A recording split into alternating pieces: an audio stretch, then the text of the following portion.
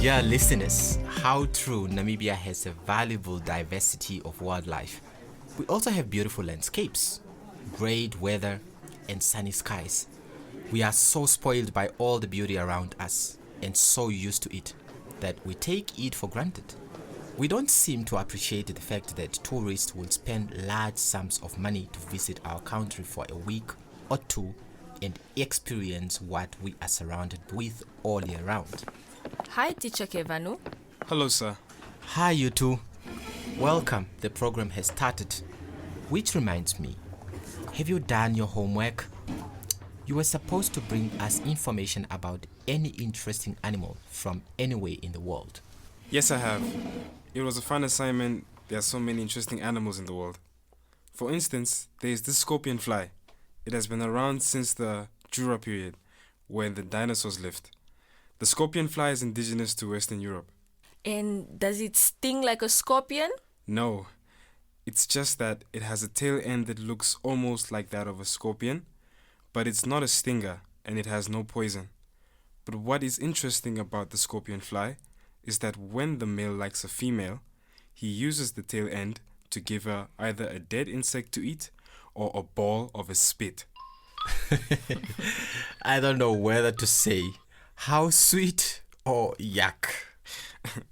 Its benefit to the environment is that the scorpion fly cleans up dead insects. They eat it almost like vultures. They are scavengers. Thank you, Otto. You did very well with the assignment. How interesting. I hope they preserve the scorpion fly in Western Europe, as it has an important job cleaning up. What have you got, Anna? I have a flying frog. A flying frog? Please tell us more. The flying Aba River frog is indigenous to the woods of Malaysia, and they say if you are wandering through the woods, you should not be surprised to see a frog floating past you in the air. What? On wings? Sort of, yes. It lives mainly in the trees, but when there is danger, it jumps off its branch, spreads its toes wide open, and the membranes between its toes become like wings with which it can float for long distances through the air. Along the sides of its body, it has skin flaps that stretch out and help to increase wind resistance so it can float. Thank you, Anna. A floating frog. Who would have believed something like that? Well, the reason I asked you to do this assignment was because today, in lesson 4 of our 5-part series on AS level biology for grade 12 learners and any others who are interested, is a discussion on conservation. Please get your pen and a notebook ready, as I will ask you to answer some questions at the end of this lesson. At the end of this program, you should be able to discuss reasons for the need to maintain biodiversity and explain the importance of reducing the pollution of waterways. So, Anna and Otto, what is conservation? I'll answer that, sir. Conservation involves protecting the environment and its natural resources so that biodiversity can thrive. Thanks, Anna. That's a great answer. And why do you think it is necessary to protect our environment and its natural resources? Because the habitats of some animals have already been destroyed to make space for agriculture, the building of homes, industry, and roads. Large areas of the forest are being removed in this way, and as habitats are destroyed, many plants and animals are being killed. In some habitats, species are in danger of becoming extinct, and in others, species are already extinct. That's right. When doing research for my assignment, I came across a few animals that would be very interesting to tell you about. Only that they'd gone extinct, and I do not want to tell you about an animal that has disappeared. That's so sad. Yes, I find that very sad too. If we do not protect the environment, a lot of species will become extinct, and more living organisms will disappear forever. That is why we absolutely have to work at maintaining our biodiversity. Biological diversity, or biodiversity, is the scientific term for the variety of life on Earth.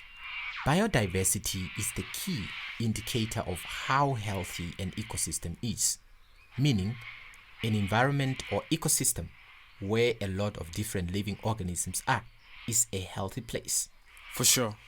The extinction of a species has many harmful ripple effects, sometimes leading to the destruction of entire ecosystems. Exactly, Otto.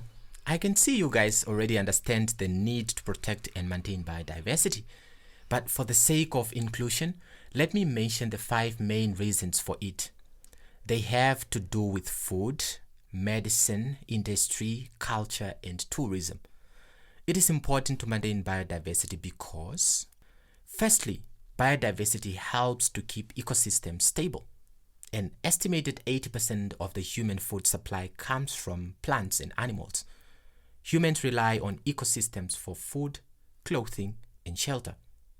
Secondly, biodiversity provides us with the leaves, roots, juices, and powders that make up our medicine for the treatment of different illnesses.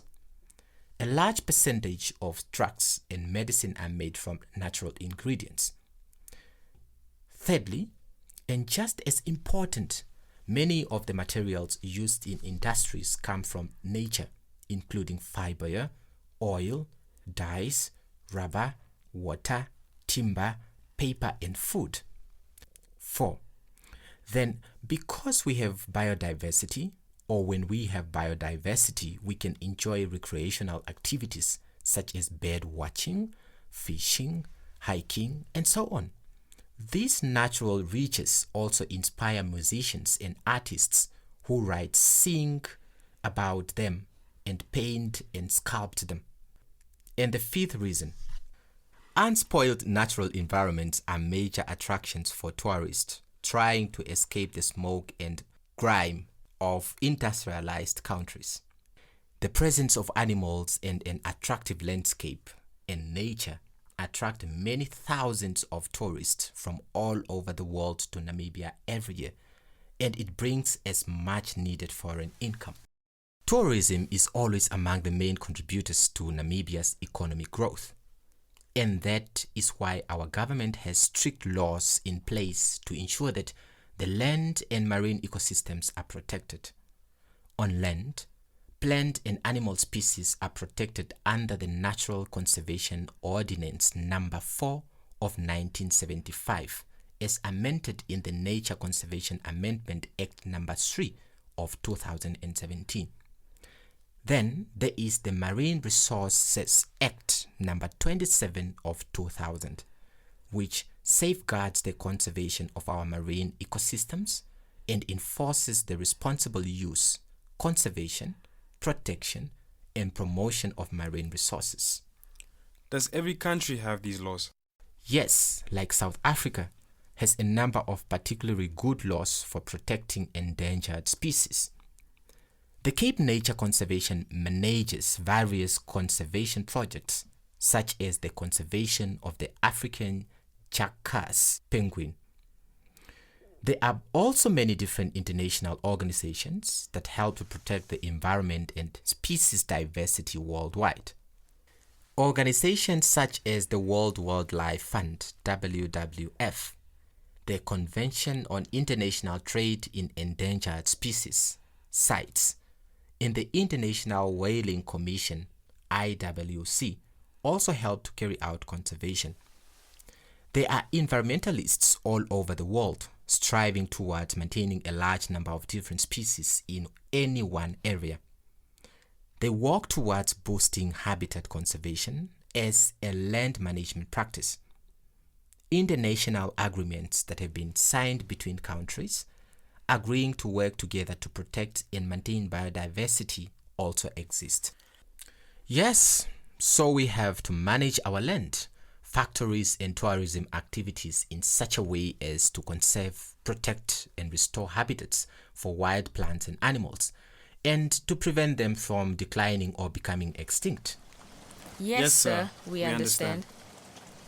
Okay, so the main worry with industries that are not properly controlled is water pollution.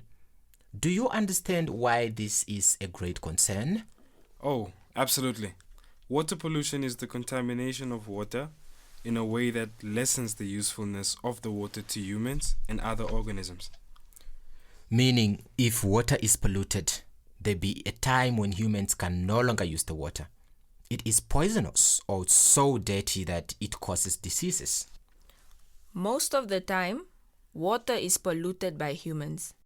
People are responsible for accumulating sewage, weed killers, pesticides, fertilizers, and any rubbish and unsafe chemicals into the water supplies. Yes, Anna, and it is a big problem because when the water supply is contaminated, as you said, it becomes a threat to the health of humans, animals, and plants. And then it takes very expensive purification procedures to return the water to a usable state. As it is, we don't have enough potable water on this planet. Potable water means clean, drinkable water. The hard reality is that there is too little potable water on our planet. Only 3% of the Earth's water supply is drinkable, and 2% of it is locked up in glaciers. Oh.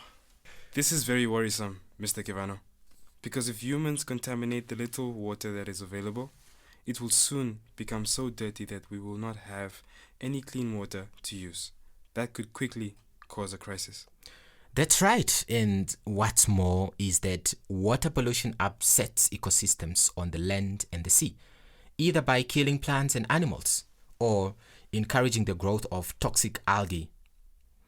I want you both to listen and remember carefully to the following examples of pollution and its effects on water bodies.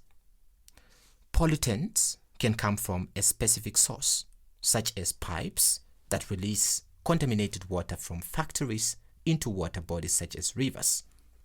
Pollutants can also come from large areas such as agricultural fields that have been covered with fertilizer, herbicides, and pesticides. The residues from these poisonous chemicals drain into the soil, seep into streams and rivers, and contaminate underlying groundwater. Pollutants can also come from parking lots, gardens, driveways, pavements, lawns, and roads. Rainwater or melted snow can transfer materials such as oil, litter, fertilizers, and salt down storm sewer islets on the sides of streets. In some areas, the storm sewer system transports this pollutant water to water treatment facilities, but in other areas, the storm sewer takes this polluted water all the way to nearby rivers, lakes, streams, or wetlands. Meanwhile, people would never suspect that the clear water of the river is full of rubbish. Untreated sewage dumped into water reduces the beauty of the water, and worse, it contaminates drinking water resources by reducing oxygen levels, which in turn kill fish and other wildlife. The untreated materials also accumulate in the tissue of the fish, and when we catch and eat the fish, those hazardous substances go straight into our bodies and cause us harm. Yeah, I've heard that especially the larger fish like tuna can really absorb heavy metals in the deep sea. Therefore, Anna and Otto, learners and listeners, please help us protect and preserve our water resources. Our lives and health really depends on it. And now, let's sum up what we have learned today on conservation. We learned that biological diversity or biodiversity is the scientific term for the variety of life on Earth. Biodiversity is the key indicator of the health of an ecosystem. Healthy ecosystems clean our water, purify the air, maintain our soil, regulate the climate, recycle nutrients, and provide us with food. Conservation is the maintenance of the environment and its natural resources in a state that maintains biodiversity. Many habitats are being destroyed to make space for the growing of crops or for building houses and roads, which can lead to the destruction and extinction of species. Conservation is important because it improves tourism and therefore has economical value. It also reduces the chances of species becoming extinct. Governments, educators, and the general public are all responsible for conservation. You can now answer the following questions in your notebook. 1. Give 3 reasons why we should maintain biodiversity. 2. Define the term conservation. 3. State 3 reasons why conservation is important. 4. Explain in your own words what is water pollution. And finally, 5. Describe the main causes of water pollution.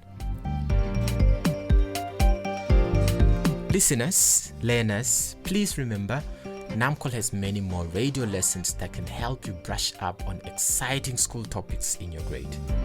Check out our website www.youtube.com/c/NAMCOL Edu1. We hope you have enjoyed the lesson and have taken notes to study. Thanks for tuning in.